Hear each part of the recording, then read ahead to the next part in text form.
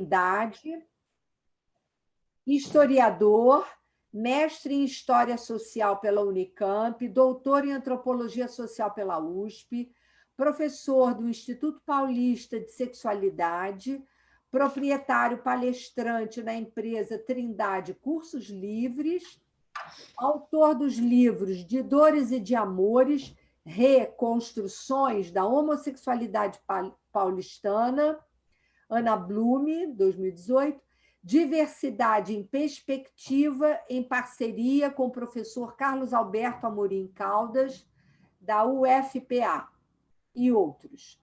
E Alexandre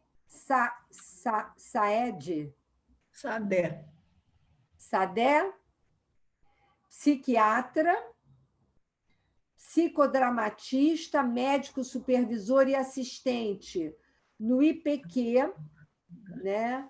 Hospital HCF-MUSP, coordenador do Antigos, com M, professor doutor na PUC de São Paulo, professor colaborador no Departamento de Psiquiatria da FM-USP. Debatedores, temos três colegas. Darlene Gaudio Ângelo Troncoi, psicanalista membro da LP de Vitória e doutora em literatura da UFES. Emília Lobato Lucindo, psicanalista membro da LPRJ. Cecília Bretas, psicanalista, membro da LPRJ. É isso. Querendo dizer que a mesa se chama Sexualidade na Infância e Adolescência. Isso, esqueci de dizer o título da mesa. Boa tarde, pessoal. Eu sou o professor Ronaldo, já estou por aqui, tá bom? Pode falar, pode começar. Já posso começar? Sim. Tá bom, então. Bom, pessoal, meu boa tarde a todos, a todas, a todos. Eu gostaria de agradecer pelo convite, falar do que é sempre muito, a uma só vez, gratificante e desafiador a gente sair da nossa zona de conforto e estabelecer e articular um debate, né, com outros campos. Né? Por quê? Porque sou antropólogo, porque sou historiador e estou aqui no encontro, né? Sobre psicanálise, arte, dialogando com os meus queridos amigos psicólogos, psicanalistas, psiquiatras, né? Então, esse tipo de coisa que me faz, né, ficar muito agradecido, né, por essa oportunidade. Bom, eu sou, né, tanto enquanto eu era historiador, né, como se eu tivesse deixado de ser, mas eu era historiador efetivamente até o mestrado, né, e no doutorado eu me encaminhei para antropologia social, lá na USP, né, que desde 2000, né, quando eu passei a trabalhar com antropologia, esse é o campo com o qual eu tenho, para onde eu direcionei, né, a maioria dos meus esforços intelectuais, meus esforços de pesquisa, e particularmente no campo de estudos de gênero e sexualidade. Tá? A professora já comentou, né, sobre o livro De Dores e de Amores, que foi o livro resultante da minha tese de doutorado, que foi uma etnografia longa sobre a constituição, né,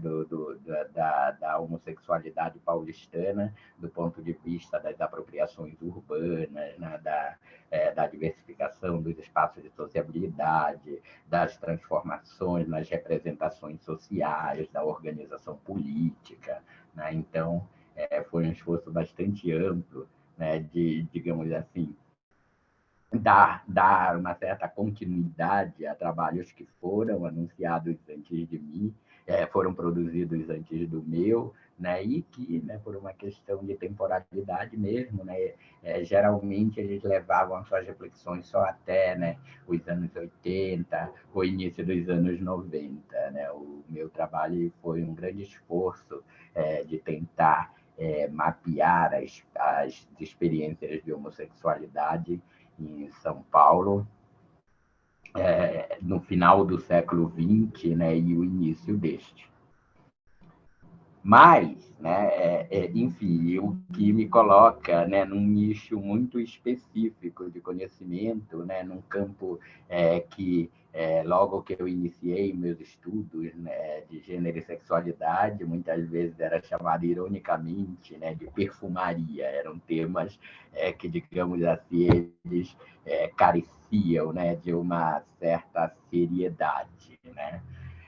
Bom, hoje em dia, né, isso nem faria mais sentido, uma vez que nós temos, né, as temáticas de gênero e sexualidade, elas já penetraram pelas mais diferentes áreas do conhecimento, né, tanto das ciências humanas quanto das ciências biológicas, mesmo, né, nas artes, etc. Mas eu só queria uma informação antes. Quanto tempo exatamente eu tenho, que eu esqueci de perguntar para eu me policiar aqui? Entre 20 minutos e meia hora. Entre 20 minutos e meia hora, tudo bem. E hoje, né, eu estou aqui numa discussão, né, em que a proposta é discutir sexualidade, né, na infância e na adolescência. E certamente, e acho que isso é o enriquecedor da coisa, eu não vou proceder, né, como, por exemplo, procedem os psicólogos, os psicanalistas, os psiquiatras, quando abordam, né, a questão, por exemplo, da sexualidade, né, na infância e na adolescência. E eu vou assumir, portanto, uma postura histórico-antropológica para falar de ambos desses temas. Né? Bom, e isso causa, né, muitas vezes, né, uma série de confusão. Né? Por quê? Porque, por exemplo, tanto como historiador como quanto antropólogo, né, a gente sempre faz um esforço para não essencializar nenhuma categoria, né? Não essencializar, não dar né, enfim, né, não tomar nem infância, né, e nem sexualidade como realidades autoevidentes, né, mas como categorias que elas emergem em meio a relações de poder. Né? O que eu quero dizer com isso? Primeiro, a minha fala ela vai tentar fazer uma coisa. Ela vai tentar dizer que a criança ela não é, né, uma entidade transhistórica, transcultural, que existiu sempre na história ou que existe em todos os lugares. Né? E a minha outra argumentação é que a sexualidade ela não é um atributo. A sexualidade ela não é uma superfície. A sexualidade não é algo que um corpo possui ou que alguém possui. A sexualidade ela é uma tecnologia. Né? O próprio sexo ele vai aparecer na minha exposição seguindo Michel Foucault, né? E outros pensadores, né? na linha da teoria queer, por exemplo, né? Que não pensam a sexualidade como um atributo, mas a sexualidade, né, como como um dispositivo que opera por meio das relações de saber e poder, né, e dessa forma, né, ela possibilita digamos assim, que se produza por meio da ideia de verdade, né, da verdade dos corpos, da verdade do sexo, né? Por meio dessa ideia, a gente acabe, né, traçando uma linha que divide a sociedade, né, a partir da norma, né, entre os normais e os anormais. Tá? Portanto, digamos assim, a primeira regra, né, para que eu possa articular um debate, né, com o campo da psicologia, da psicanálise, da psiquiatria, é dizer que do lugar de onde eu falo, né, a gente procura evitar, né, essa construção tanto da infância quanto da sexualidade, né? No caso, como uma entidade discreta, transhistórica, transcultural, e no outro caso, como um atributo que alguém tem ou não tem, ou esse atributo que ele é vivido culturalmente em diferentes contextos culturais. Tá? Então, eu passo a falar sobre por que os historiadores, né, e principalmente os historiadores, né, influenciados pelo Michel Foucault, eles passaram, né, a desconfiar dessa ideia de criança, de infância, etc. Né? Tem um livro fabuloso de um historiador francês chamado Philippe Arrier, que muitos de vocês devem conhecer, que se chama O História Social da Criança e da Família, em que ele procura mostrar, né, que a criança, por exemplo, antes da era moderna, a criança ela não existia como indivíduo. Por exemplo, a maioria das crianças, elas nem nome tinham, até que elas estavam aptas, por exemplo, a ingressar numa relação conjugal com alguém. Né? As crianças, né, o que nós chamaríamos de criança e que nós atribuímos todo esse valor, etc., ela é, né, na verdade, uma construção, né, de uma experiência burguesa, moderna, né, que, por exemplo, a partir, né, de determinados modelos civilizatórios, né, a partir de uma determinada da expectativa de um determinado tipo de sociedade, né, por exemplo, concentrou todas as suas apostas na família nuclear, né? Essa família nuclear que acompanha o pai, a mãe, o filho, né, e tal. E nesse processo, né, de aburguesamento das relações do Ocidente, que viriam tanto com as revoluções burguesas, né, quanto a afirmação, né, de determinados modelos econômicos, como no caso de uma sociedade liberal, industrial, né, capitalista, né, a própria formação, né, do nossa jurisprudência, tudo isso foi se constituindo, né, a partir da família nuclear. Né? A família nuclear ela passou a ser o Estado na sua menor célula, digamos assim, em que cada um, né, dos membros dessa família nuclear mereceria um tipo de tratamento adequado. Então, assim, se eu fosse pensar, né, como a criança ela emerge como sujeito, né, eu já parto do pressuposto que a criança, portanto, não é um ser transhistórico e transcultural. Né? E aí isso nos ajudaria, por exemplo, né, a gente chegar com mais calma naquelas discussões, por exemplo, que muitas vezes, né, grupos extremistas utilizam, né, para dizer que determinadas tribos indígenas promovem infanticídio, né? Ou seja, elas já estão pressupondo, né, que as tribos indígenas não ocidentais convivem e acatam, né, essa categoria ocidental que a gente viu, né, os historiadores viram como ela foi se construindo no Ocidente, aí depois nós projetamos essa categoria, passamos a ver criança em todas as épocas da história, em todas as culturas, né? Então, se um índio ele enterra uma criança viva, nossa, que horror, ele cometeu infanticídio, né? E se pergunta muito pouco, né, qual é a ideia, né, de corpo, de fase da vida e fora dos nossos muros ocidentais, né? Mas, de qualquer forma, né? Isso ainda é apontar a historicidade da categoria infância, né? Apontar a historicidade do sujeito criança, né? E, portanto, né, atrelá-los, né, à manutenção de uma determinada sociedade. Né?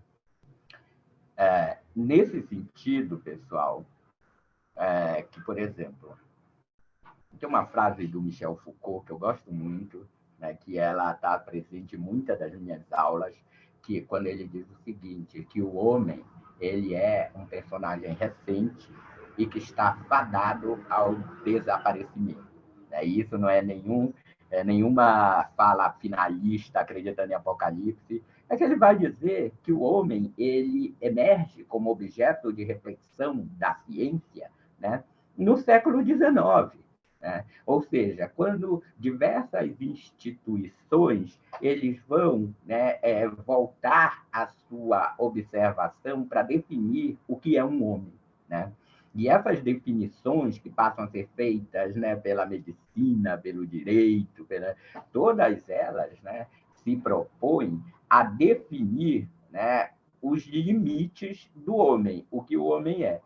E claro que quando eu estou falando do homem, né, eu estou falando do homem, da mulher, da criança. Né? Então, assim como o homem emerge como objeto de conhecimento, né, e aí nós vamos ter, por exemplo, né, uma série, as ciências humanas estudando o homem, né, no espaço, que é a geografia, né, estudando o homem em sociedade, que é a sociologia, o homem no tempo, que é a história. Nós vamos ter, por outro lado, a biologia pensando o homem como espécie, né? Nós vamos ter, por outro lado, o direito pensando esse homem, né, como um ser jurídico, né, e tal. Ou seja, o que nós entendemos ser um homem, na verdade, foi constituído discursivamente no âmbito de todas essas instituições. Né?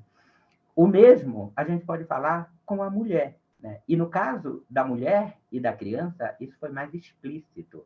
A Margaret Hago, no Do Cabaré ao Lar e nos Prazeres da Noite, ela aponta como no final do século XIX e no início do século XX, quando a medicina ela assume a responsabilidade de ordenar a sociedade, né, que, por exemplo, vai se criar a medicina da mulher, a ginecologia. Mas não foi a única que foi criada, a pediatria também.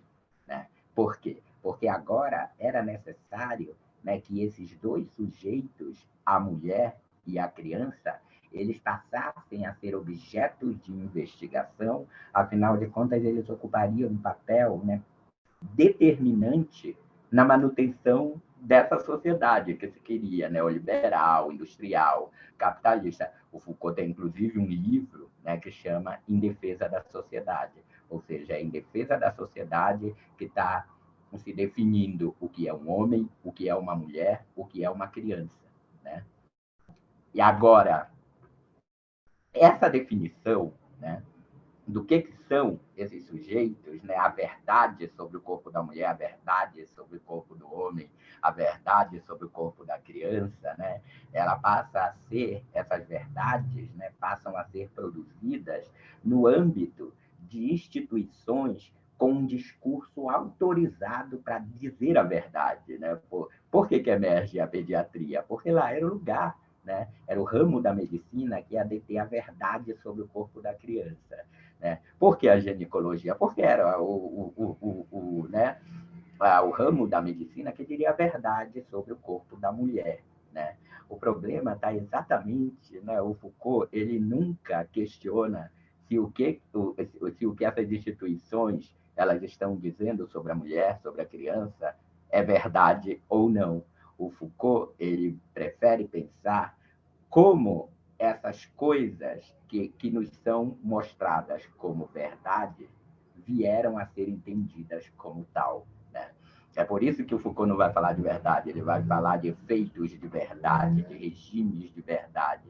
E entre os regimes de verdade, talvez o mais potente de todos, né, foi, né, a verdade que se produziu sobre os corpos, né? Pensadores aí pós-estruturalistas, né, o que eles dizem é que, na medida, né, em que a verdade, né, sobre os corpos das crianças, das mulheres, dos homens, né, e a sexualidade pertinente a cada um deles, né, na medida em que, né, a gente, digamos assim, considera, né, essas entidades, né, como, por exemplo, entidades naturais, o que acontece é que a gente invisibiliza as relações de poder que fizeram com que a criança e a mulher emergissem como objetos naturais de conhecimento, né? Não foi, né? A mulher, né, nesse momento, né, de constituição, né, de afirmação do modelo da família nuclear, ao homem caberia a vida pública, né, por conta da sua biologia, era mais forte, né, tinha testosterona. A mulher cabia o espaço doméstico. Mas, para garantir que a mulher ficaria restrita ao espaço doméstico, se produziram um monte de outras verdades que tinham a ver com a sua biologia, né? Era porque as mulheres tinham útero que elas tinham, elas eram frágeis, porque elas eram emotivas, porque elas eram destinadas à maternidade, ao casamento, né? E restritas ao ambiente doméstico, né? Então, a isso se chamou, inclusive, de misoginia científica, né? Era explicar a opressão que as mulheres sofriam, atribuir isso à sua biologia, né? A mesma coisa, né, acontece com a criança, porque assim como a mulher ela tem que ocupar o seu lugar, né, no triângulo edipiano aí do pai, mãe e filha, ela tem que ocupar o seu lugar, né, como aquela que cuida do trabalhador e que vai, né, gerar e criar o futuro trabalhador, portanto, ela ocupava um lugar fundamental nessa estrutura, mas a criança, esse modelo discursivo, né, que se constituiu por meio da pediatria, por exemplo, né, dessa pediatria que vai se constituir como ciência no final do século XIX, início do século XX, porque antes não tinha criança para ela cuidar. Então, né, essa pediatria, ela vai, por exemplo, né, retirar o corpo da criança do plano dos devires, né? Ou seja, a ideia, né, de que uma criança, né, ela pode ser qualquer coisa, e mesmo não querer ser nada, né? E inculcar, né, nas crianças, né, por meio dos processos educacionais, da família, da sociedade, da vizinhança e tudo, né? Que, por exemplo, ela ainda não era nada e ela iria se tornar alguma coisa, mas esse processo dela se tornar alguma coisa só seria possível mediante, né, uma vigilância estrita e uma regulamentação intensa que ela passa, né, a sofrer em todos os lugares, na família, na vizinhança, na escola, né, na natação, no balé, etc. Onde, né? Logo, pessoal,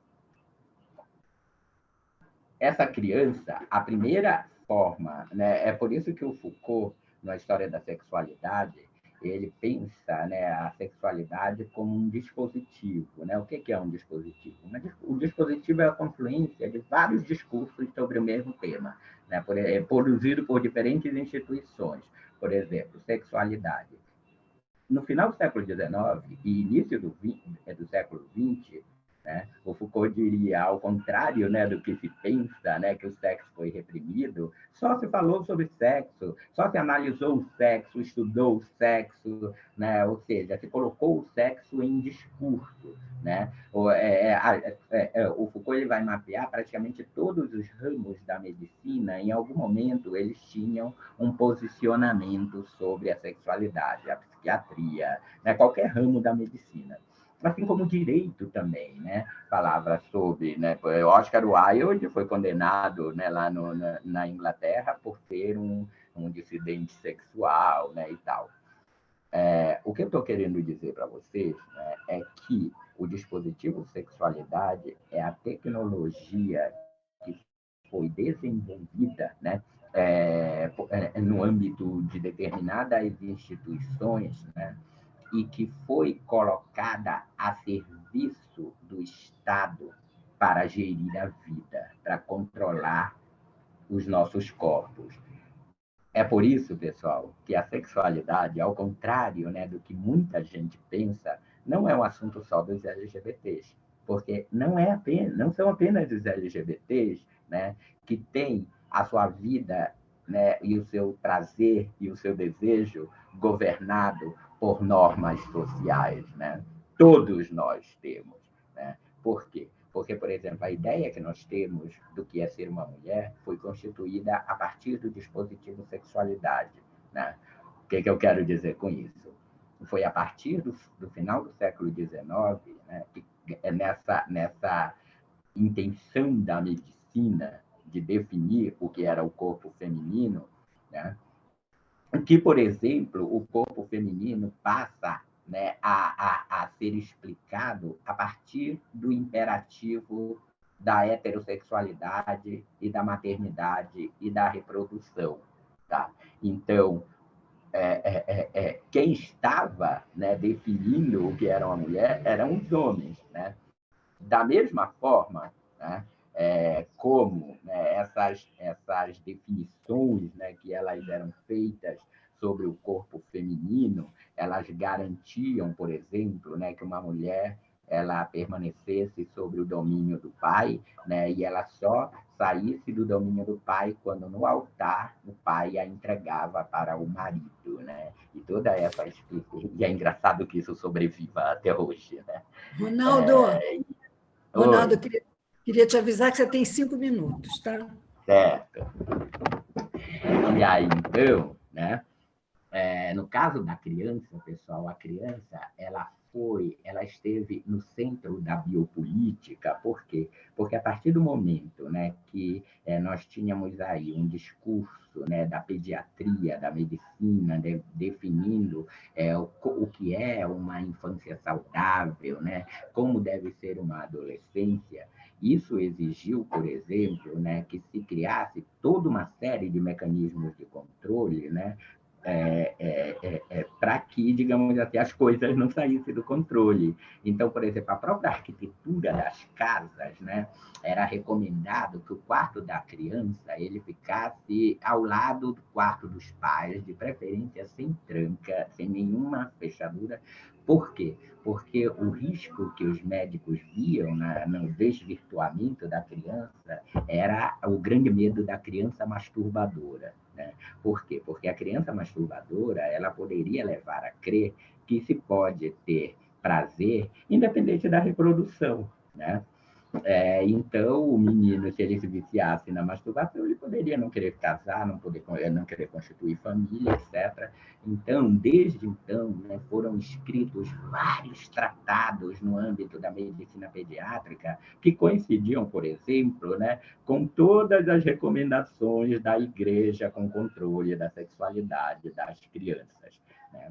A sexualidade das crianças, num determinado momento, se transforma no grande inimigo do projeto de sociedade neoliberal, industrial. Né? Por quê? Porque a criança, se ela não fosse, né, digamos assim, conduzida adequadamente, né, a sua posição, né, de sujeito, ela poderia se desvirtuar por conta dos prazeres desregrados, da masturbação, etc, etc. Tá?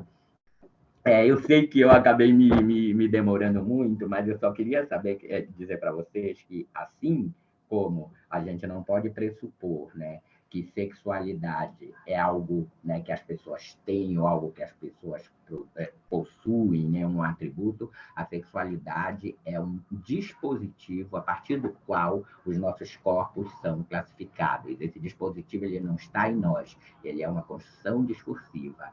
Dessa forma, a criança, do ponto de vista da antropologia e da história, ela também é uma construção socio-histórica construída no âmbito, né, de uma determinada sociedade. Mas eu vou encerrar por aqui, né?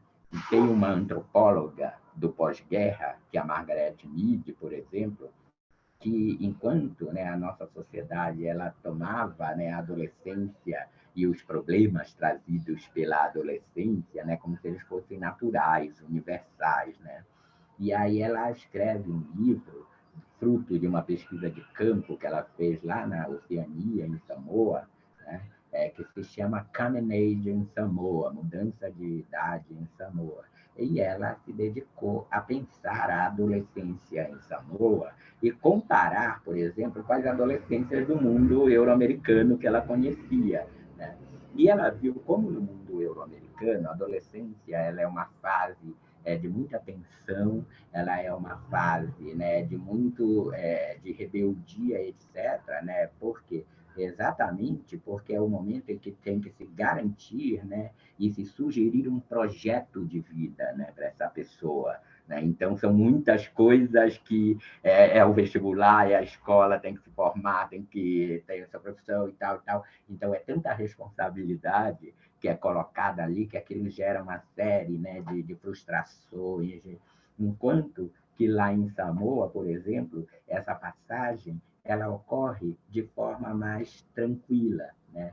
Porque, por exemplo, enquanto a nossa sociedade, né, algumas pessoas podem dar certo ou não, o mito do dar certo na vida, né? O medo de não dar certo na vida produz muita frustração.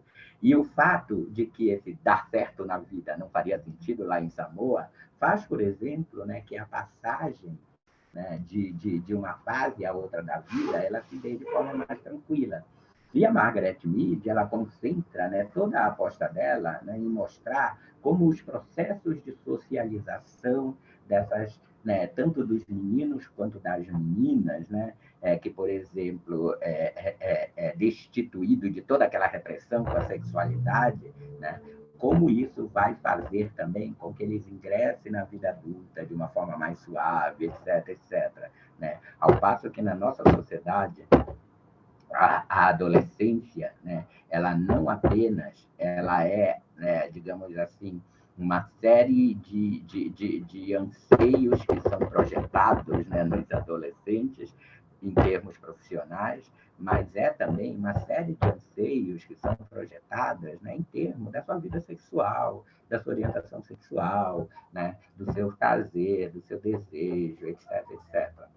Então, eu quero terminar, né, só dizendo o seguinte, né? Claro, eu teria que ter muito mais tempo para fortalecer o meu argumento, mas é que a gente deve tratar com mais cuidado, né, essas categorias, porque às vezes quando a gente fala na criança, né, e a gente é muito tentado, né, a supor, né, que em qualquer lugar do mundo, em qualquer época da história, houve uma criança, né? E perder a dimensão de que a criança, assim como a mulher, assim como o homem, né, são construções discursivas, né, de um determinado período. E a sexualidade foi uma tecnologia que ajudou, né, os setores, né, dominantes dessa sociedade, né, a definir, por exemplo, a verdade, né, dos nossos corpos, da nossa raça, do nosso sexo, do nosso gênero, né? E, portanto, a sexualidade ela não é um atributo, ela é uma tecnologia. Tá bom? E é isso, a gente está aí aberto ao debate. Tá bom? Muito obrigado. Não, debate não. Nós agora temos o professor Alexandre Saadé, psiquiatra, não é professor? Sim, claro. Psiquiatra e psicodramatista. Por favor, Alexandre. E depois o debate. Depois é que terá o debate. Sim, sim. Boa tarde a todos. Queria agradecer a Renata Mato, a Darlene, a Emília Lobato, a Cecília, o Alexandre pelo convite, por estar aqui hoje. Eu acho que é uma honra poder falar com vocês e contar um pouco do trabalho, né? Eu conversei com a Darlene essa semana e depois de quase 2 anos de pandemia, só olhando para a telinha e dando aula com slides pela telinha, eu não aguento mais, eu não sei vocês, mas dar aula pela telinha é muito chato. Então, eu preferi uma conversa sobre alguns conceitos e do que eu faço no Hospital das Clínicas, da Faculdade de Medicina da USP, no Instituto de Psiquiatria, e por que esse trabalho existe, especialmente com crianças e adolescentes. Sou médico, sou psiquiatra, trabalhava com sexualidade em termos gerais lá na psiquiatria nos anos 90, e em 97 o Conselho Federal de Medicina, depois de um longo e tenebroso período onde a transexualidade não existia aqui no Brasil para a medicina, o Conselho Federal de Medicina resolveu fazer a primeira resolução a respeito da transexualidade aqui no Brasil. Foi o primeiro órgão de classe a tocar nesse assunto, que sempre foi polêmico no mundo inteiro, apesar de ter registros históricos de pessoas que hoje a gente fala de como transexuais ao longo da história em todas as culturas. Tem personagens muito marcantes que hoje a gente diria que são transexuais, foram transexuais ao longo da história da humanidade. Com o advento dessa primeira resolução do Conselho Federal de Medicina, hoje a gente já está na 4ª resolução, surgiu a ideia, com a busca, com a demanda da população transexual adulta, para o Instituto de Psiquiatria, se criar um ambulatório mais específico para lidar com as questões integrais de saúde dessa população. E aí a coordenadora desse ambulatório, como eu tinha um pouco mais de experiência, pediu para eu montar esse ambulatório e me responsabilizar por essa população. E aí, como eu tenho sangue árabe, eu resolvi negociar. Ok, eu monto esse ambulatório, mas daí vai sair meu doutorado. E daí saiu meu doutorado, que eu defendi em 2004, relacionado à população adulta. E até 2007 permaneci nesse ambulatório, saí em 2010, eu montei o ambulatório transdisciplinar de identidade de gênero e orientação sexual, que a sigla é Antigos, com M. Quando eu criei esse ambulatório, a ideia era trabalhar com a população adulta. Por quê? Porque, apesar de eu já ter uma experiência com os adultos, a gente não via crianças e adolescentes com essa demanda. Era uma população completamente invisível. Aí montei um ambulatório para a população adulta e, no final de 2010, chegaram os 2 primeiros adolescentes e, no final de 2011, a primeira criança com 4 anos de idade. Aqui no Brasil não existia nenhum serviço, nenhum trabalho, nenhuma proposta estruturada para trabalhar com essa população. E o interessante foi que, quando a gente abriu a possibilidade de acolhimento para essas famílias, para essas crianças e para esses adolescentes, essa população começou a buscar um ambulatório. A gente continuou acompanhando adultos, adolescentes e crianças até 2015, mas como é um ambulatório que funciona muito em cima de colaboradores voluntários, o Estado de São Paulo não tem condições de contratar os profissionais. Aí tem alguém com o microfone aberto. Isso.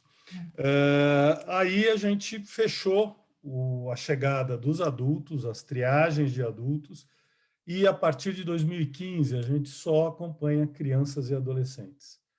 Há um mês a gente reduziu mais uma vez a idade de chegada no ambulatório. Hoje a gente atende a população até 15 anos de idade. Por quê? Porque pelo tempo de espera para começar esse acompanhamento, esse adolescente já vai ter praticamente 18 anos. E aí, 18 anos, na cidade de São Paulo, tem vários recursos que já podem acompanhar, não precisa esperar o ambulatório. Hoje, na cidade de São Paulo, a gente tem UBSs, tem determinados ambulatórios, tem centros de pesquisas que acompanham essa população a partir dos 17. Em termos de crianças e adolescentes no Brasil, temos São Paulo, que é um ambulatório que eu coordeno, Antigos, tem Campinas, com o professor Paulo Dalgala Rondo, e no Rio Grande do Sul, em Porto Alegre, com a professora Maria Inês Lobato. São só esses 3 centros. Aqui em São Paulo, por estar mais próximo de outros estados, a gente acaba recebendo crianças e adolescentes do país inteiro. Hoje, na nossa lista de espera da triagem, a gente tem entre 160 e 180 famílias nas quais tem crianças e adolescentes. A gente já triou 950, até quarta-feira passada, 950 famílias, né, com crianças, adolescentes, e aí estão incluídos os últimos adultos que a gente triou também. Parece uma população pequena? Parece, mas é muito grande. E tem uma população represada muito maior, porque a gente recebe por demanda espontânea. As pessoas escrevem um e-mail para o ambulatório, elas entram numa lista de espera, sou eu que faço todas as triagens, e a triagem acaba sendo uma porta de entrada que controla o número de pessoas que podem ser acompanhadas dentro desse ambulatório. Eu quero conhecer todas as famílias, eu quero conhecer todas as crianças, eu quero conhecer todos os adolescentes. Por um único motivo: a gente tem que ter uma clareza do que a gente está falando.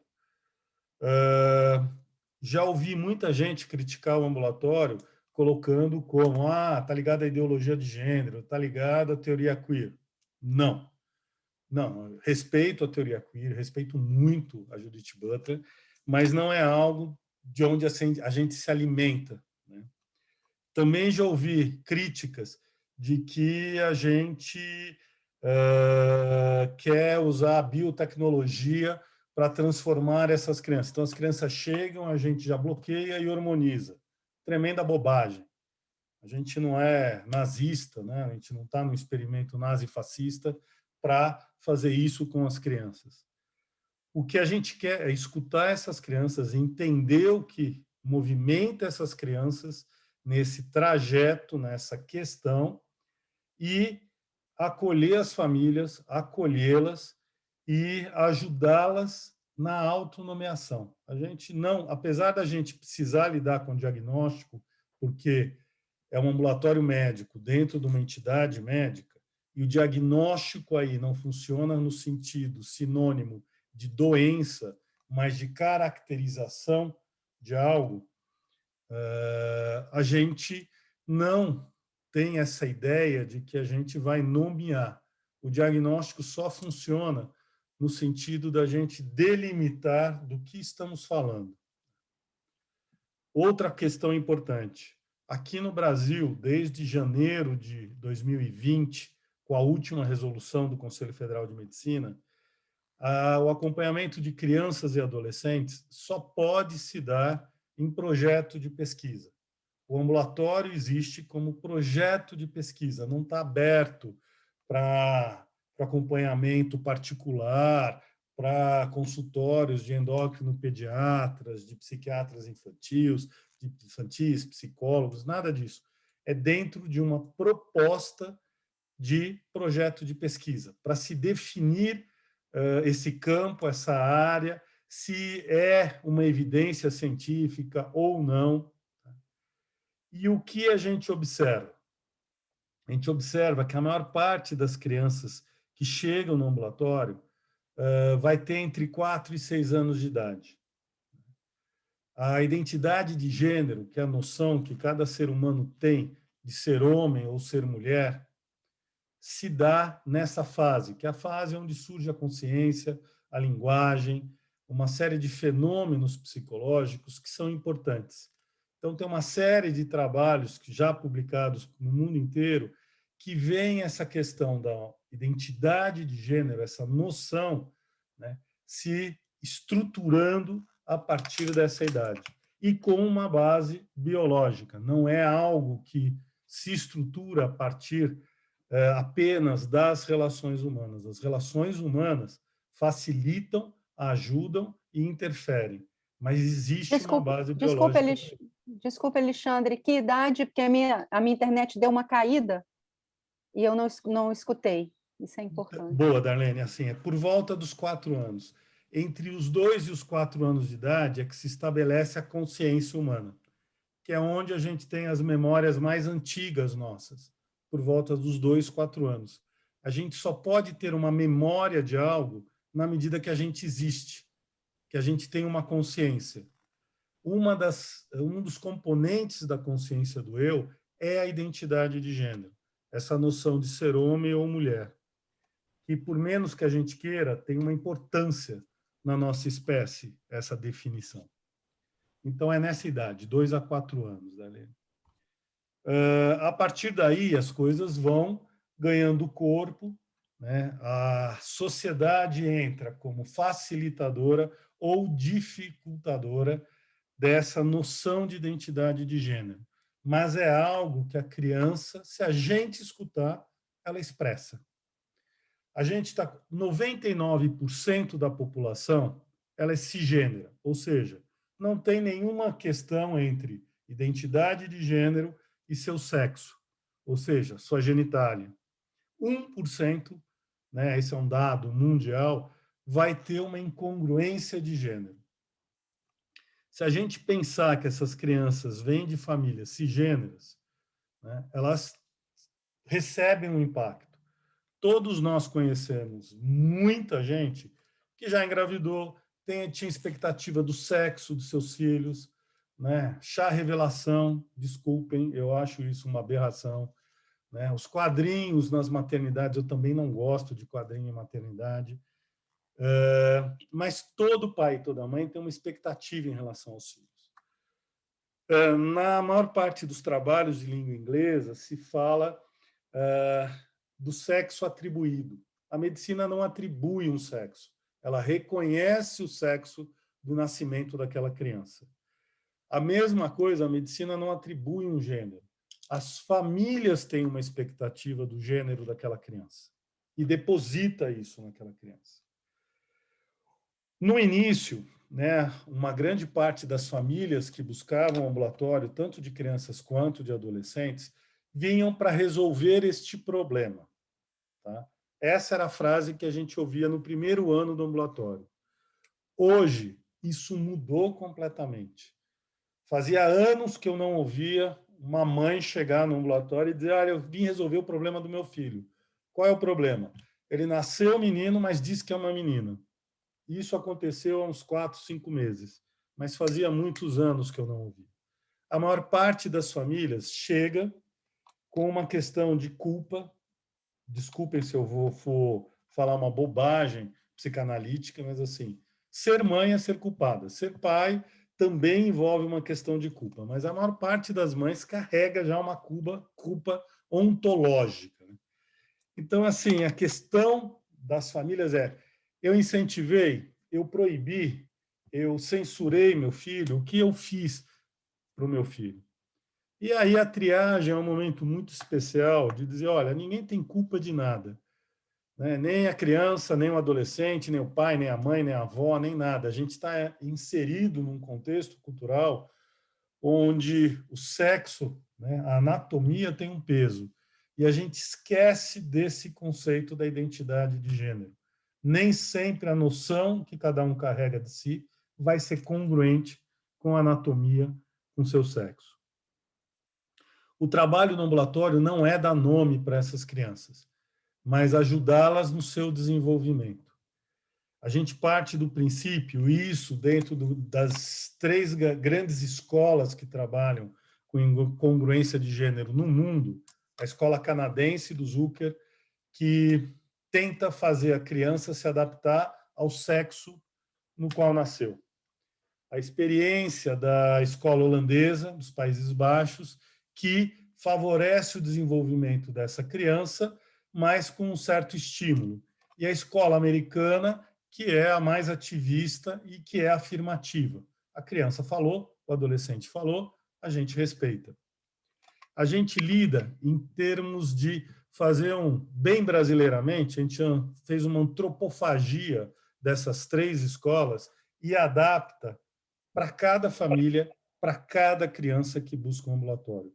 A gente não parte de um princípio geral, mas olhando, escutando percebendo cada família e cada criança, a gente cria um contexto e cria um projeto terapêutico, vamos dizer assim, específico para cada criança. Eu não gosto de usar o termo terapia, tratamento para essa população, porque não é uma doença.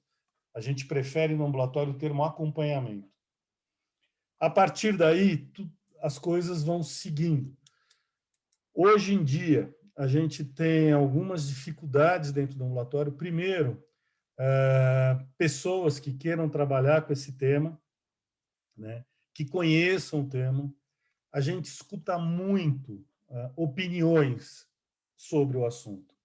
Poucos profissionais de saúde tiveram contato com crianças e adolescentes que têm incongruência de gênero. A grande maioria dos profissionais lidou com crianças e adolescentes que têm uma expressão de gênero contrária, são cross-gender. Isso para a gente e para os pais tem uma importância, mas para nós é muito mais relativa do que para os pais. Até 5 anos, o que era comum era nascidos do sexo masculino, se comportavam como menina e vinham até o ambulatório. De 5 anos para cá, aumentou, especialmente em adolescentes, aquelas pessoas nascidas no sexo feminino, mas que se dizem meninos, só que sem nenhuma história na infância. Tudo começa a partir da puberdade. Isso é um fenômeno mundial que tem chamado a atenção. A gente toma muito cuidado com essa população por conta de interferências médicas, bloqueio ou uso de hormônios, tá? É uma população muito complicada, muito complexa, costuma ter co-ocorrências psiquiátricas, traços border, transtorno de personalidade borderline, tem depressão. Então, a gente toma muito cuidado com essa população. Por quê? O clássico é, tudo começa na infância. Dos adultos, quando eu acompanhava a população adulta, 99% dizia que tudo começou na infância. E a adolescência foi dramática por conta das mudanças corporais. Então, a gente tem que ter muita clareza do que a gente está propondo, fazendo e atuando em termos de saúde com essa população. Esse cuidado eu assumo com vocês que é uma preocupação minha, é uma preocupação de toda a equipe do ambulatório. São pessoas, são profissionais responsáveis e que a gente tem muito cuidado. Criança é um ser em desenvolvimento. Então, nosso olhar não é para definir é menino ou menina. Eu não sei se vai ser. Já aconteceu de chegar um pai de uma criança de 4 anos que nasceu no sexo masculino, tinha momentos que era menina, tinha momentos que era menino, era uma identidade de gênero fluida. E numa reunião de pais, que antes da pandemia eu coordenava a reunião de pais de crianças, o pai, que é um lutador de jiu-jitsu, todo tatuado, forte, falou assim: doutor Sadé, é menino ou é menina? Eu preciso saber para proteger minha filha ou meu filho. Eu virei para ele e falei assim: você é pai, não sabe? Eu só sou médico, eu não tenho a menor ideia. A gente vai deixar ele ou ela se resolver. Mas como é que eu faço? Se vira nos 30, meu filho. Eu não sou teu terapeuta, eu estou acompanhando teu filho, tua filha, estou aqui para te dar umas dicas, mas assim, você vai ter que proteger quem você tem. Não vai ser o que você gostaria que fosse, não vai ser o que você espera que fosse, e não vai se definir no teu tempo, vai ser no tempo da criança.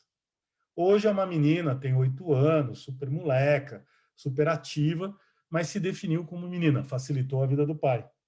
Mas nem sempre a gente tem essa possibilidade. A gente não pode esquecer que a gente está no momento que eu não vou chamar de conservador, eu vou dizer que ele é retrógrado, porque assim, é um horror. Em São Paulo, que é São Paulo, tem deputadas e deputados que, por princípio, querem acabar com o ambulatório. E eu fico perguntando por quê? Para defender as nossas crianças. Eu falei, sim, vocês vão defender criança cis. E quem defende as crianças trans ou com variabilidade de gênero? Ninguém. Porque elas existem, elas estão aí, elas vão crescer, elas vão se desenvolver. É muito interessante, por isso que eu falo, as pessoas não têm muita noção do que é ser uma criança com variabilidade de gênero. Elas sabem dizer o que é uma criança com variabilidade de expressão de gênero, de papel de gênero. E aí isso não conta. Isso é o que traz a família para o ambulatório. E a gente tem algumas questões muito definidas. Ter um encantamento pelo feminino ou pelo masculino não faz ninguém ficar no ambulatório. O encantamento é só um encantamento. Se vai ser homo, bi, pan, se vai ser hétero pegador, hétera pegador, não importa, não vai ficar no ambulatório se é só um encantamento. Precisa ter uma consistência, uma permanência, uma persistência, uma intensidade na verdade daquela criança, quem ela é. E na medida em que você acompanha essas crianças, já aconteceram histórias muito trágicas que chegam no ambulatório, de crianças que não precisariam passar pelo que estão passando se os pais pudessem proporcionar esse acompanhamento, pudessem entender o que está acontecendo com essa criança. Tem crianças que chegam destroçadas no ambulatório, porque elas não podem ser quem elas são, mas quem a sociedade e a família determinam que elas possam ser. Então, nós estamos falando de um tema que é muito importante, que é existir. Essas crianças existem. A única coisa que o ambulatório faz e que eu defendo é dar a possibilidade social delas existirem e serem reconhecidas na sua existência. Há alguns anos eu estava na cidade do Porto, em Portugal, conversando com um colega, e eu fui questionado como é que no Brasil existiam tantas crianças com variabilidade de gênero e trans, que em Portugal não existia. Eu virei para ele e falei assim, não é que não exista, vocês que não escutam as crianças. Vocês não se permitem ouvir o que elas estão dizendo.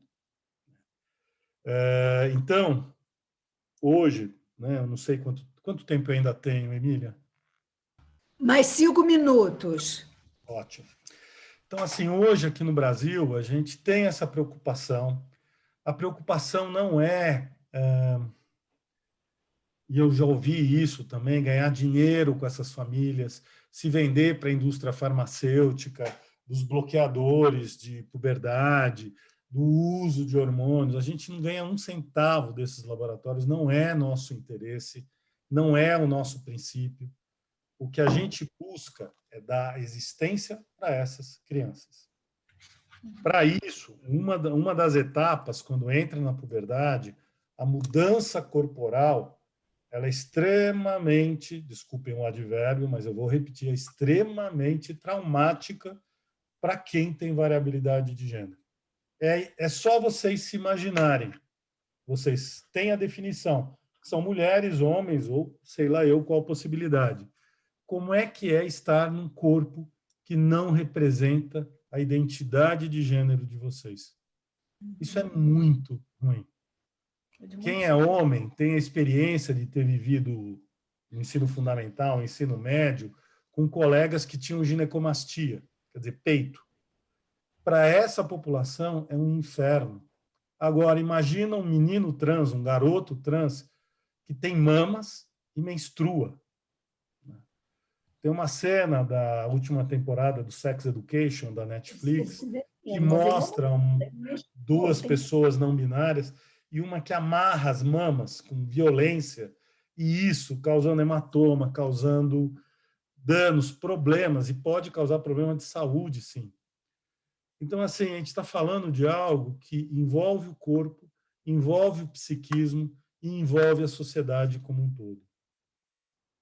Eu queria terminar dizendo para vocês que, assim, esse ambulatório só existe porque ele tem um sentido ainda hoje, dentro do Brasil, dentro do mundo.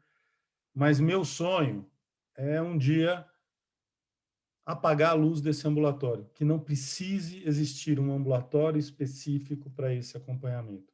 Que seja algo que, quando essas crianças e esses adolescentes buscarem alguma coisa com os pais, algum recurso de saúde, eles sejam acolhidos e tenham a possibilidade de existir.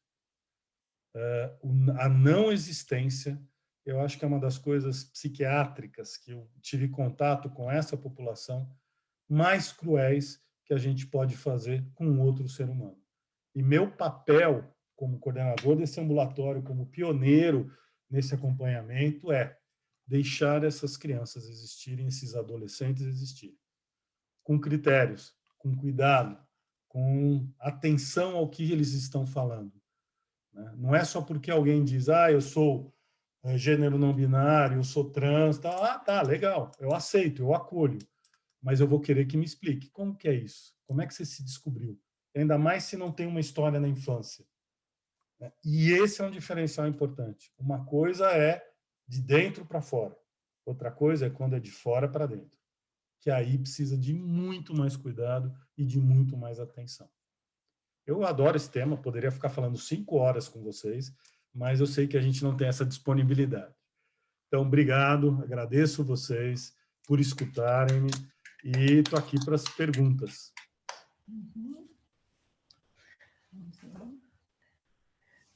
Bom, se ninguém começa, começo eu. Quer começar, Darlene? Posso começar. Alexandre, de novo, uma pergunta. O Antigos é identidade de gêneros e eu perdi a... Orientação sexual. Porque existem transhomossexuais. É uma população menor, mas existem.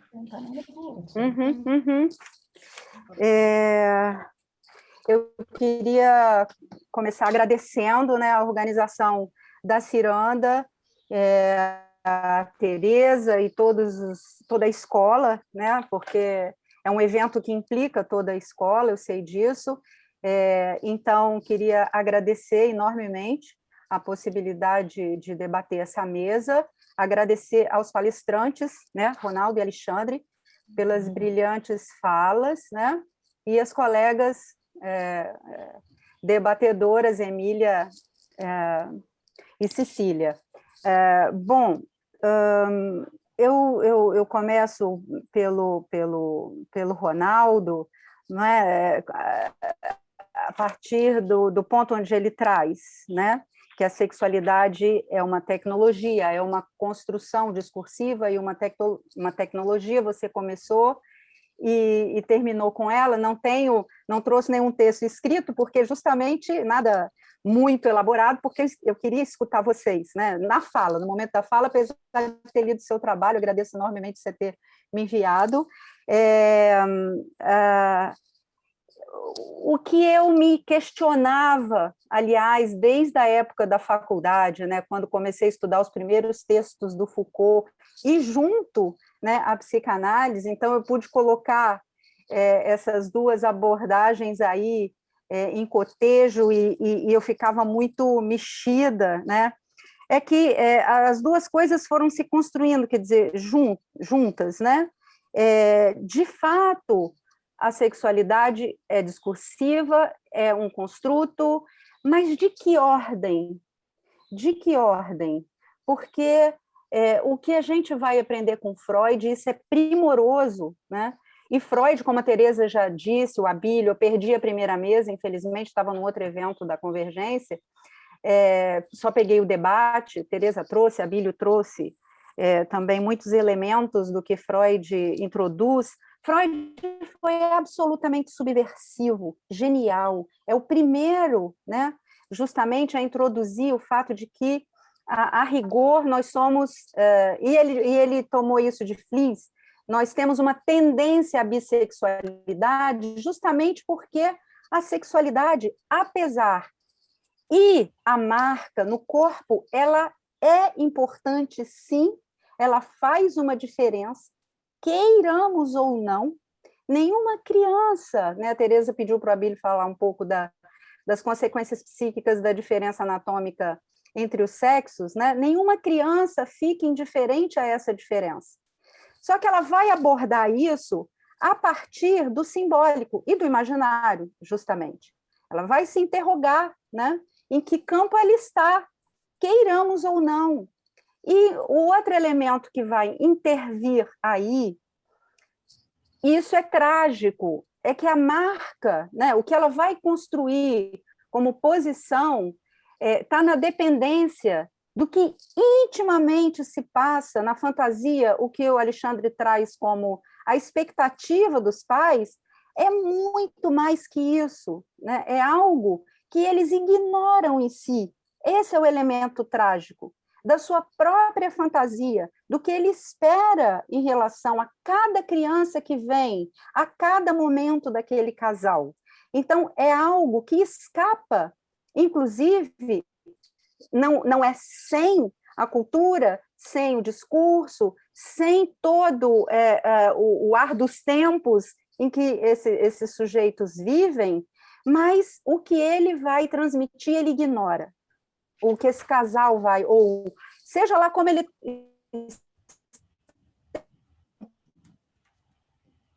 mãe só, enfim, mas é esse elemento inconsciente da fantasia que vai intervir tragicamente, né, porque ignorado, na experiência desse sujeito, né? Então, tanto a criança quanto os pais ignoram o que se passa. Então, para Freud não era culturalista, porque justamente um elemento que fica de fora é essa determinação, sim, inconsciente. Há uma determinação, né?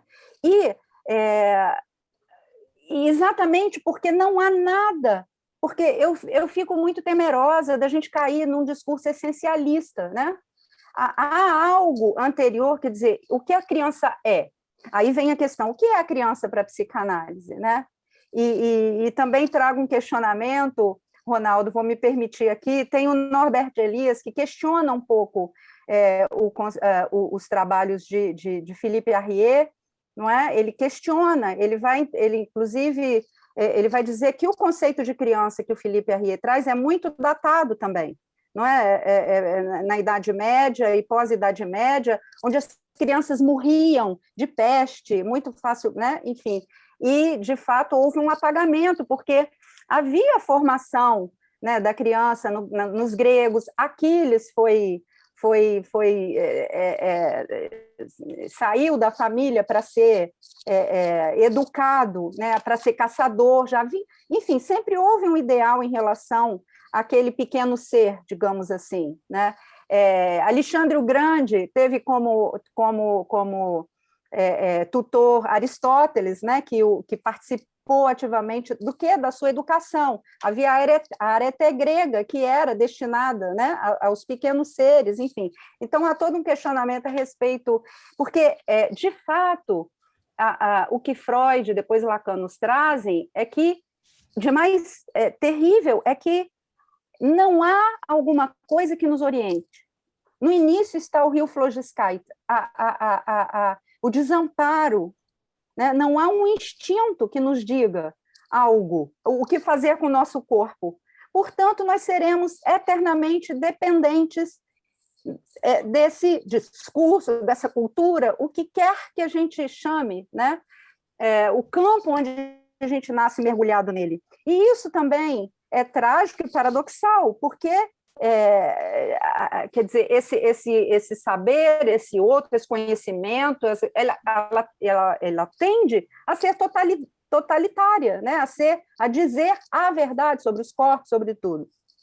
Então, o que importa, eu acho, é que isso seja questionado, mas eliminado, impossível. O mundo dos anjos, né, sem que haja nenhuma introdução de renúncia, né, a algo do pulsional, não existirá.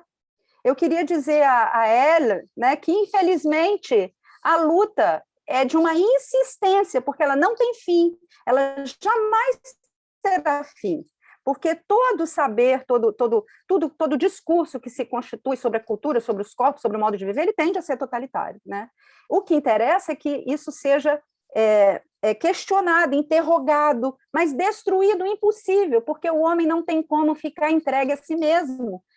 Quer dizer, Luís XIV fez uma experiência, porque ele queria saber como as crianças aprendiam as diferentes línguas, deixou as crianças no desamparo. Elas não só não aprenderam a falar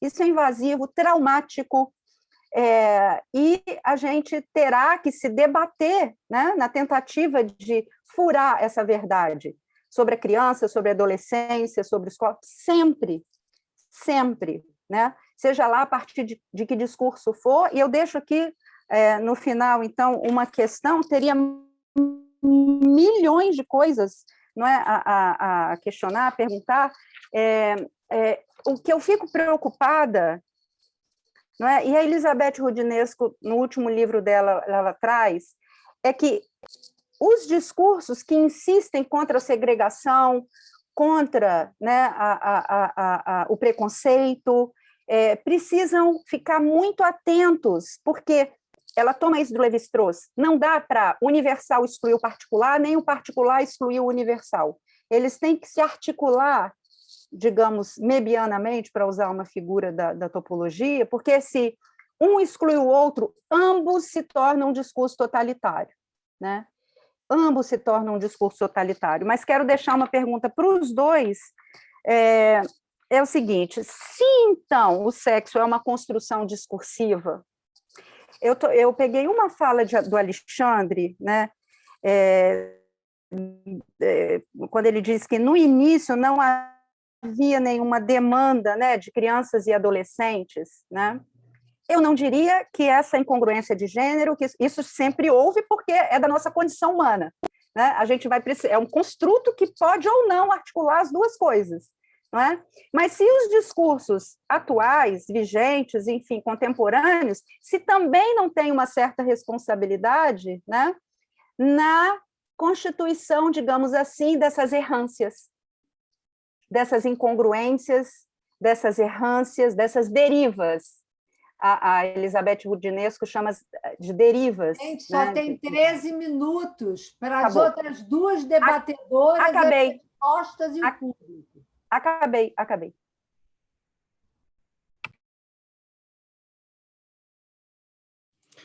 Pela fala de vocês, porque são extremamente esclarecedoras para um assunto que nós estamos começando a trabalhar com ele, né? Muito, muito interessante.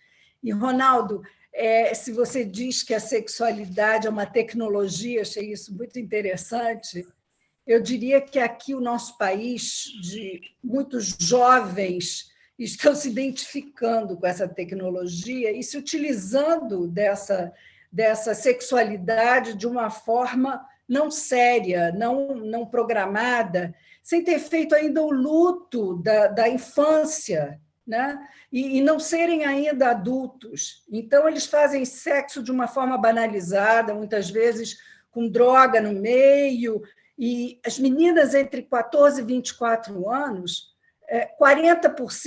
25% delas já teve uma gravidez. Ou seja, um quarto da população de meninas entre 14 e 24 anos já teve uma gravidez, sendo que 40% não queriam essa gravidez. São gravidezes não desejadas. Então, a quantidade de abortos que nós temos nessas idades é uma coisa de louco, e milhares de meninas que ficam grávidas sozinhas, porque os meninos não têm nem competência, nem esse sexo é feito aleatório, enfim. Então, é uma sexualidade feita de uma forma infantil. E para você, Alexandre, adorei a história, o que eu aprendi horrores com tudo isso que você falou. Torço também para que esse ambulatório não seja necessário daqui a algum tempo. E eu fiquei curiosa com a história das meninas, adolescentes que se veem meninos. E fiquei me perguntando se não tem a ver com essa questão do patriarcado tatuado que a gente tem na nossa sociedade, se elas não estariam aí se identificando, de repente, com esses homens que são mais poderosos, que são mais vigorosos. Eu quero ser isso, eu não quero ser uma menininha. Uma pura curiosidade. Obrigada. Muito obrigada, Ronaldo, Alexandre, gostei muito da fala de vocês.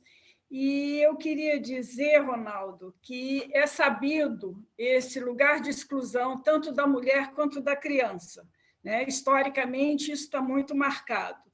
Agora, o que me surpreende é poder estar experimentando uma certa deslocamento, tanto da mulher quanto da criança, e fiquei muito surpresa, a Rodinesco está na ordem do dia, quando ela me informa que os doentes, porque HIV é doença, são eles que fazem, numa parada, eles se juntam aos LGBTs para criar um núcleo de exclusão e procurando juntos uma defesa e uma presença real. Então, o que isso me leva a pensar? Que as minorias, apesar de ter o aspecto distante, elas estão se juntando para que essa questão seja de todos nós. E, ao Alexandre, eu acho importante que você faça da escuta a sua maior ferramenta. A minha questão fica, como é que fica o funcionamento com voluntários? Eu trabalho numa ONG, não consigo fazer nada com voluntário, e a qualidade desses voluntários num atendimento tão importante como é o seu trabalho no ambulatório.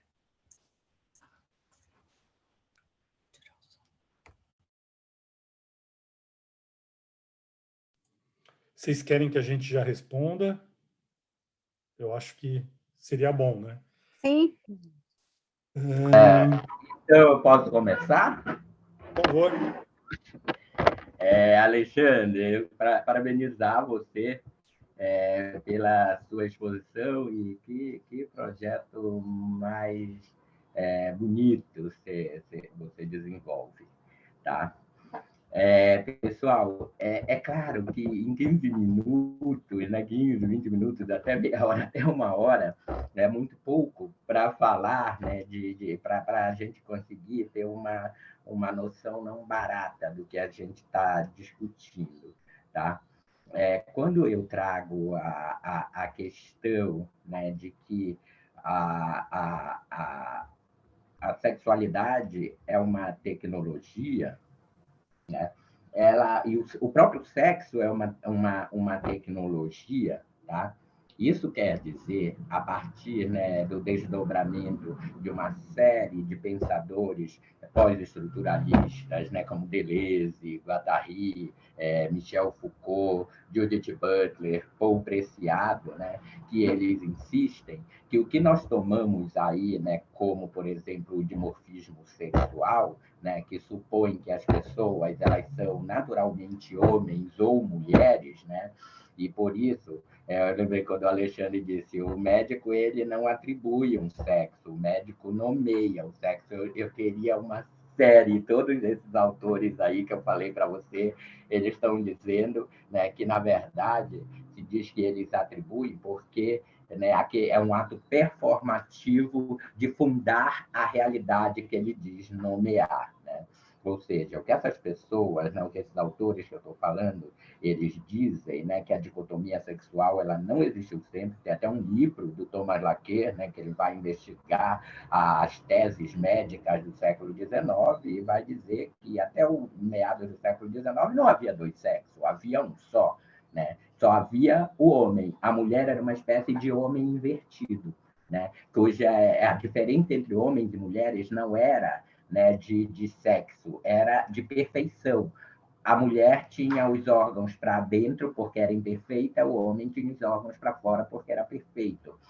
Só a partir do século XIX, né, da segunda metade do século XIX, que as teses médicas vão mudar de orientação e homens e mulheres aparecem, então, como entidades naturais, né, e complementares. Tá? Então, é nesse sentido que é uma tecnologia, por quê? Foi, né, em termos de construção discursiva que essa diferença, né, sexual, ela foi se constituindo. Portanto, disse que o médico atribuiu àquele corpo um sexo. Por quê? Porque, de acordo com os pressupostos constituídos no âmbito da própria medicina, não é? Os corpos, eles são necessariamente ou masculinos ou femininos. Aí o Foucault diz o seguinte, que depois do século XIX, o hermafroditismo se tornou impossível, né? Por quê? Porque a partir do século XIX,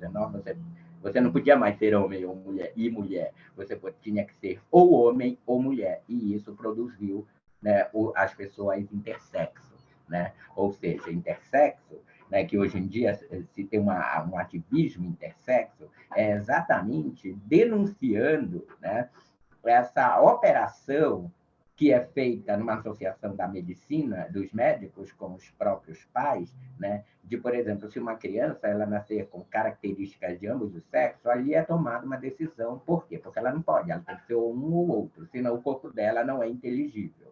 Tá? E é exatamente essa certeza, né, essa verdade dos nossos corpos, né, que é o que nos singulariza no Ocidente, mas é dissonante de vários grupos indígenas, de vários grupos não ocidentais, né? Por exemplo, tem diversas pesquisas que mostram, por exemplo, que os índios do noroeste americano, antes da colonização, eles tinham mais de 8 sexos, né? Por exemplo, na Melanésia, né, a Meryl Strater, ela já fez pesquisa em que ela mostra que uma pessoa ela traz em si os dois sexos, e isso nem é freudiano que eu estou falando, né? Que, por exemplo, a pessoa na Melanésia ela não é um indivíduo dotado de um sexo, né? Na verdade, quando você olha para ela e vê as formas de uma mulher, é porque aquela forma está ocultando uma forma masculina que também está lá nela, tá? Então, essa ideia, né, de que só o sexo, né, masculino e o feminino são sexos naturais é o que vai, né, abrir, né, criar, estabelecer o terreno para que, por exemplo, quando o John Money, lá nos Estados Unidos, né, ele vai definir o termo identidade de gênero, é porque ele vai, né, partir da pressuposição, que é essa construção médica do final do século XIX, né, que os corpos são ou homens ou mulheres. Então, se o seu corpo, se você não se identifica com o seu sexo natural, então você tem um problema de disforia, né? Por quê? Porque a sua identidade ela não se adequa ao seu sexo biológico. Isso supõe dizer que você está comprando a ideia, né, de que existe uma biologia transcendental, né, e que isso levou, né, o preço, muitas vezes, que as pessoas transexuais tinham que pagar para ter acesso, né, aos médicos, ao Estado, aos processos de hormonização, aos processos, né, terapêuticos, para a sua transição, o preço que elas tinham que pagar por isso era, primeiro, aceitar que elas tinham uma doença, né? Uma disforia, né? Porque é assim que, né, o transexualismo ele entra, né, enfim, né, para o vocabulário médico. Mas, mais do que isso, né, ela passa ela comprova, né, por uma via contrária, de que ser homem ou ser mulher tem a ver simplesmente com formato anatômico, então tem que corrigir esse formato anatômico, tá? Então, como eu disse para vocês, né, eu acho que o interessante dessa discussão, né, é pensar, né, por isso que eu gosto, a Darlene citou o Freud, para mim o grande ganho do Freud, mesmo, eu tenho muitas implicações com o Freud, mas para mim o grande ganho dele, né, é que é a primeira explicação não corporal sobre a sexualidade, né? É uma explicação que ela não passa, né, por um corpo naturalizado. Para ele, ser homem, ser mulher, né, se constitui ali no âmbito, né, daqueles processos inconscientes. Ótimo, para mim já foi um ganho, parou de explicar homens e mulheres por conta da sua biologia. Me desculpa, mas a gente está batendo o nosso tempo. Me desculpa. Obrigadíssimo. Vamos lá, Alexandre. Alexandre, por favor.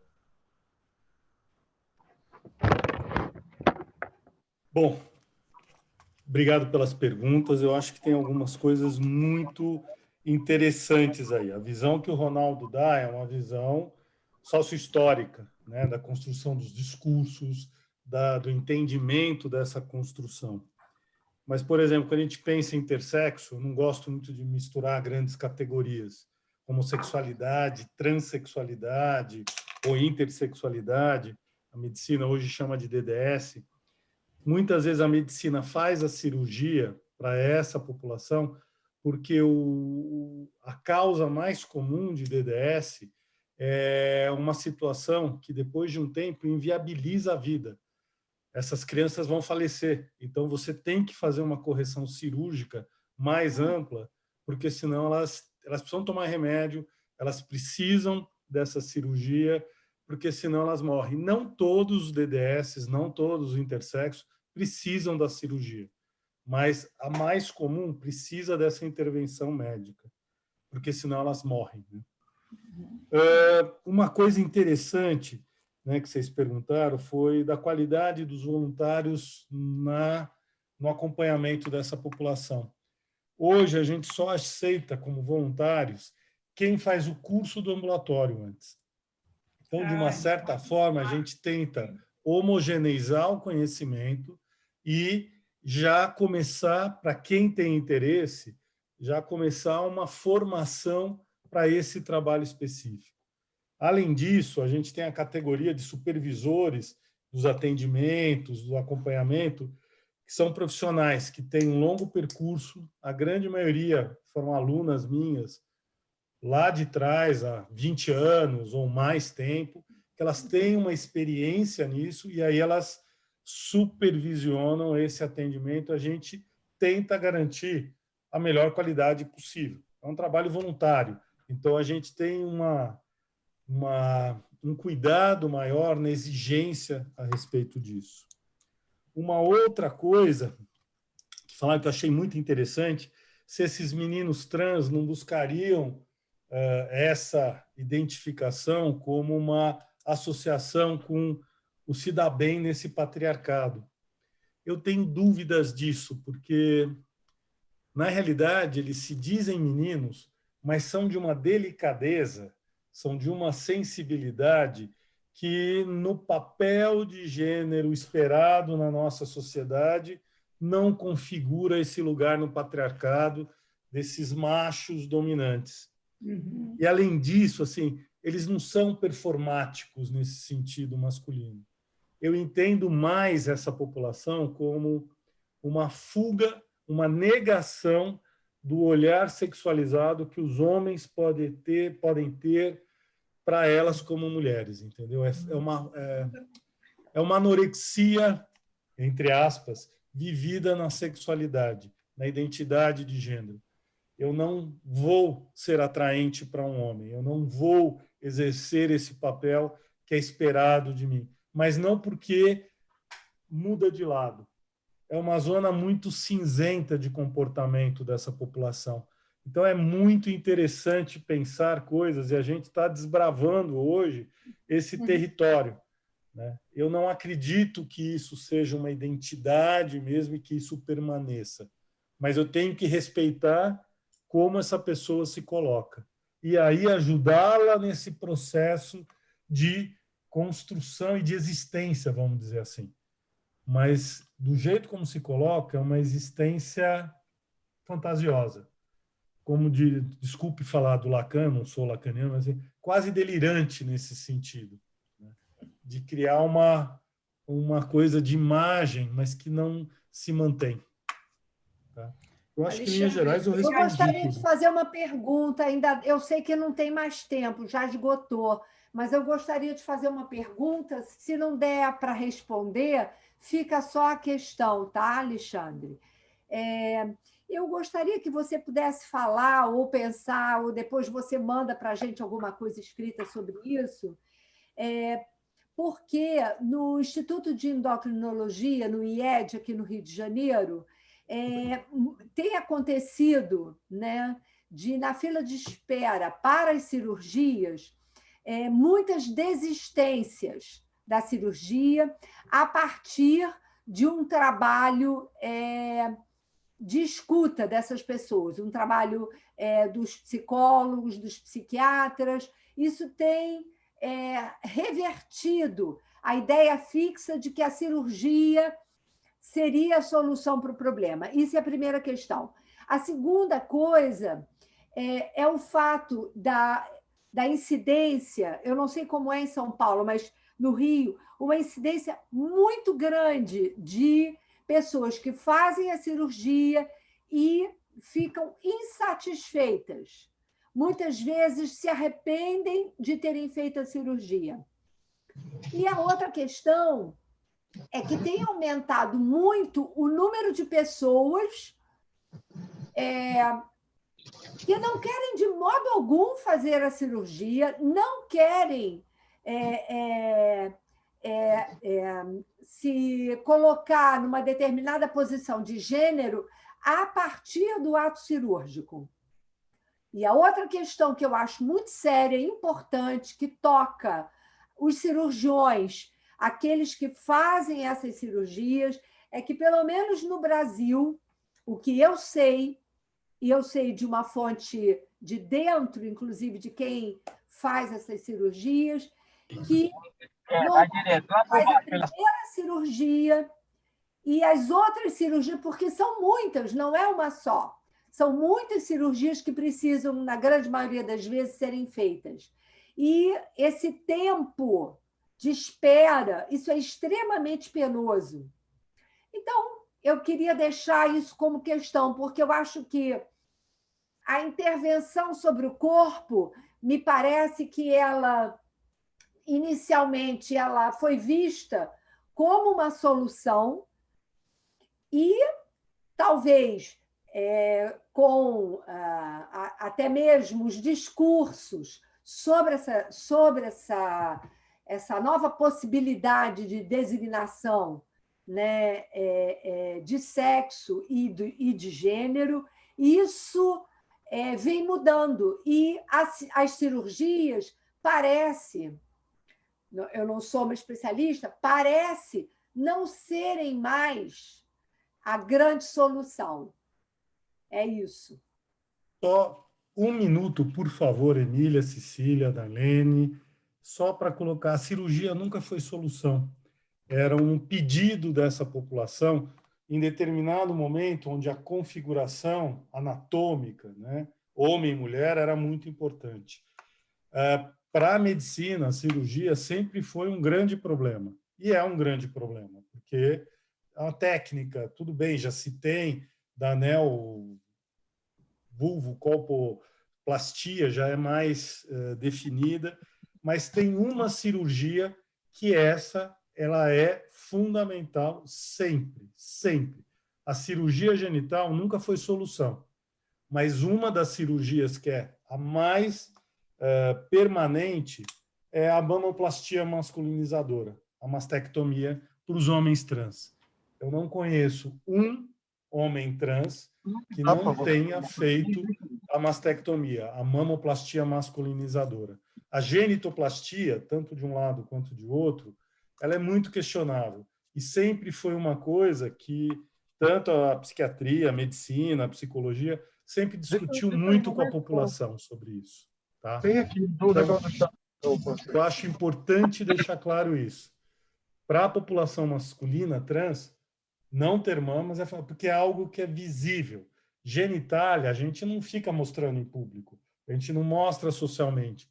Então, ela não é tão importante assim e pode ser produtora de prazer. As mamas, ela denuncia você e não tê-las é importante para esses homens trans ainda. Tá? O resto aí depois eu tento mandar aqui no chat. Obrigado, Tereza. Muito obrigada, hein? Parabéns. Obrigada. Agora nós temos a última mesa.